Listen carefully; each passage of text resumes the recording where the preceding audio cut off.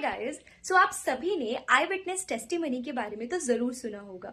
So basically I witness testimony की एक primary assumption होती है जो ये कहती है कि कोई भी आई विटनेस यानी एक ऐसा पर्सन जिसने अपनी आंखों से किसी इंसिडेंट को होते हुए देखा है, वो उस इंसिडेंट से जुड़ी हुई इंफॉर्मेशन को स्टोर कर सकता है और जरूरत पड़ने पे एक्यूरेटली रिकॉल भी कर सकता है। लेकिन अगर आप आई विटनेस को एक वीडियो रिकॉर्डर की तरह समझ लो जिसका एक बटन दबाने से वो सारे इंसिडेंट की हर एक डिटेल को एक्यूरेटली प्रेजेंट करें, तो ऐसा प्रैक्टिकली पॉसिबल नहीं है।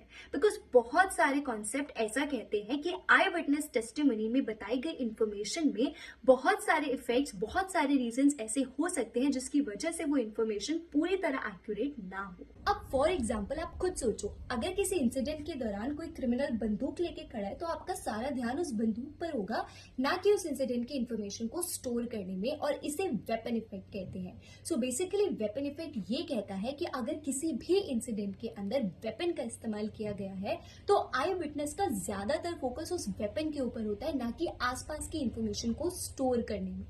उसके बाद आता है टेम्पोरल इफेक्ट। टेम्पोरल इफेक्ट ये कहता है कि एक इंसिडेंट के बाद जितना ज्यादा समय बीतता जाएगा उतनी ही ज्यादा उस इंफॉर्मेशन की एक्यूरेसी घटती चली जाएगी। बिकॉज समय के साथ साथ हमारी मेमोरी डीके होती है और उस इंसिडेंट से जुड़ी हुई इंफॉर्मेशन भी टाइम के साथ साथ डीके होती चली जाएगी। बाद आता है बहुत important factor, that is leading questions. यानी जब आप एक आई विटनेस से इंफॉर्मेशन निकलवा रहे हैं उस समय पर आप किस तरह के क्वेश्चंस पूछ रहे हैं, अपने क्वेश्चंस में किस तरह के वर्ड्स का यूज कर रहे हैं, ये भी एक आई विटनेस के आंसर को बहुत ज्यादा इम्पैक्ट करता है। फॉर एग्जाम्पल मान लीजिए कि मैं अपने आई विटनेस से ये पूछूं कि जरा मुझे बताओ वो पर्सन जब आप पे चिल्ला रहा था तो आपको कैसा महसूस हो रहा था। वहीं दूसरी तरफ अगर मैं उनसे ये पूछूं कि वो पर्सन जब आपसे बात कर रहा था तो आपको कैसा महसूस हो रहा था।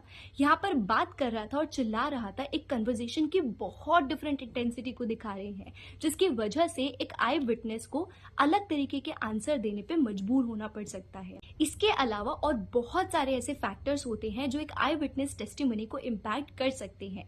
इट जस्ट सेज कि एक आई विटनेस के द्वारा दी गई इंफॉर्मेशन 100% एक्यूरेट हो और वो कॉन्शियसली रिट्रीव की जाए, ऐसा बिल्कुल जरूरी नहीं है।